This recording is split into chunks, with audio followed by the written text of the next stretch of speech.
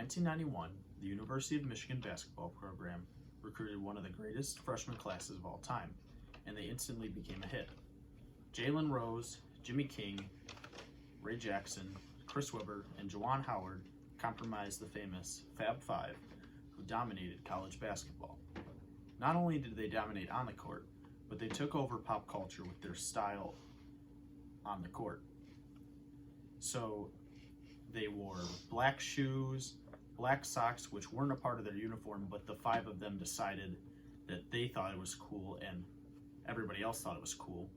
And another thing they popularized was long basketball shorts, as up to that point, everyone wore about thigh-high basketball shorts, which people didn't think were cool anymore. So they popularized that. And as a result of this popularity, the University of Michigan was easily able to profit off of their names. They sold jerseys with the players' names on them, t-shirts with the players' names, and even faces on them, and they heavily used the term Fab Five. However, none of the members of the Fab Five were compensated for the money that was made from their names, posing the question, should college athletes be able to make profit off of their name? Well, college athletes do need to be paid by universities they attend for the profits made using their names. There are several reasons for this. For one, it is unfair to the athletes that their names are being used for profit by the universities, yet they are getting none of that compensation. Additionally, the NCAA does not allow student athletes to hold jobs during their respective season, which can prevent them from saving enough money to make various payments, such as tuition and room and board.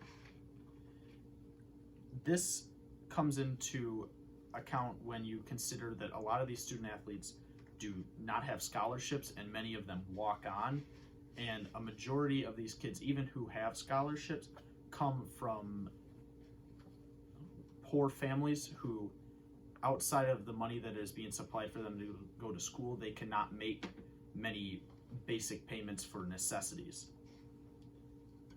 So the NCAA is even strict on athletes making money in ways that are not considered jobs.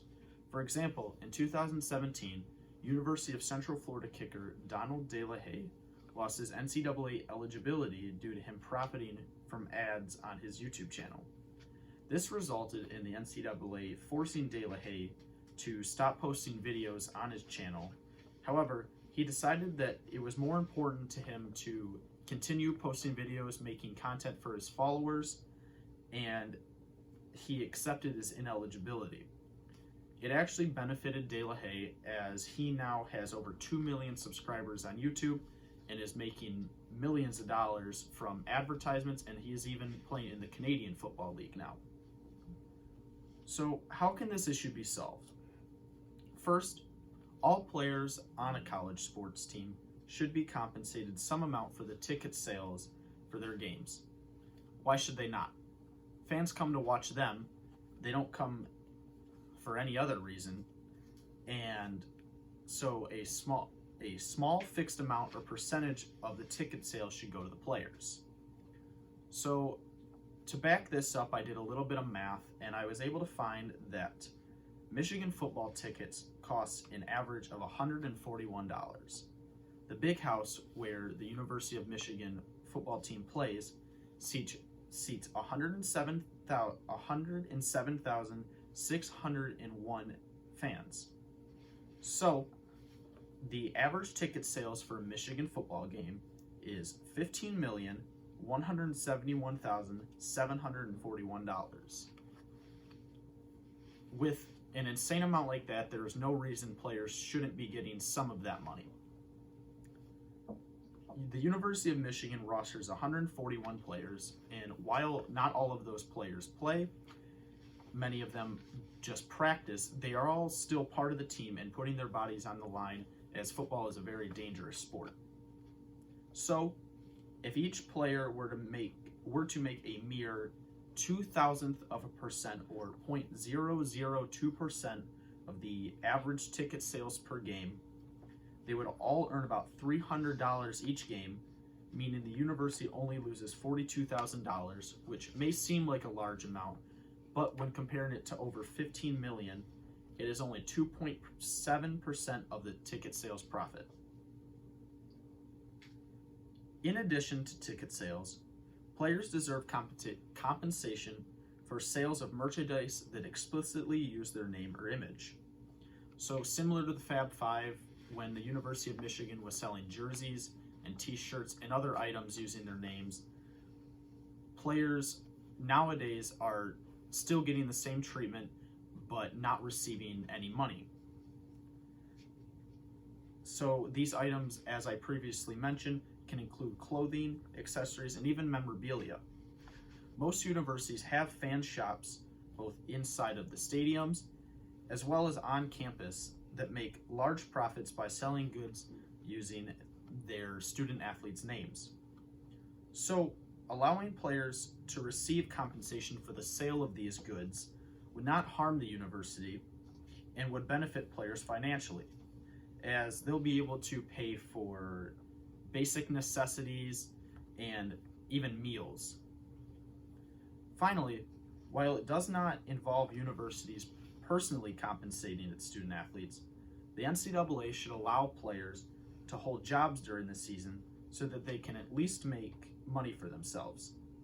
So the NCAA has a rule where players cannot hold a job during their respective season, and they don't even allow for, as I previously stated with De La Haye, advertisements or even online selling. So sites such as eBay, players are not allowed to sell and make profit on resale sites during their season. So the concern with players holding jobs would be missing practices and games, but if the universities were to supply the players with jobs on campus, that would resolve the possible issue. So very recently, California passed a law that bans schools from preventing student athletes from hiring agents and accepting advertisement deals.